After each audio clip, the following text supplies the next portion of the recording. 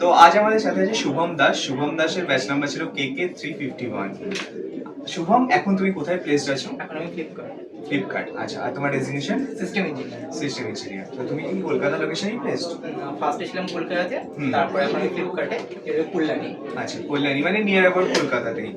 আচ্ছা, তোমার কি হোম লোকেশনও? হ্যাঁ, ওটা আমার হোম লোকেশন। আচ্ছা, মানে তুমি কাছাকাছি একদম পেয়ে গেছো। তো তুমি এখন হ্যাপি?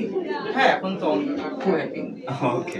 আচ্ছা, তো তুমি বলো জেটকিং এ যেটা তুমি শিখেছিলে তার উপরে তুমি কাজ করছো এখন, রাইট? হ্যাঁ, তার উপরে কাজ করছি, প্লাস নতুন কিছু স্কিল শিখতে হচ্ছে। আচ্ছা, তো তুমি লাস্ট ইয়ার সাইবারমিনিয়াতে তোমরা প্রজেক্ট করেছিলে, অ্যাটেন্ড করেছিলে আই থিঙ্ক।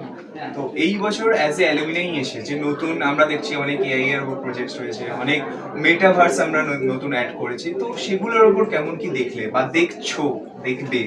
আমি তো এখন আমাদের যে ফ্যাকাল্টি ছিলেন কৃষ্ণেন্দু স্যার, তারটাই দেখেছি, খুব ভালো লাগলো। নতুন কিছু প্রজেক্ট দেখলাম, এখন বাদ বাকিটা দেখবো। এমনি খুব ভালো লাগছে।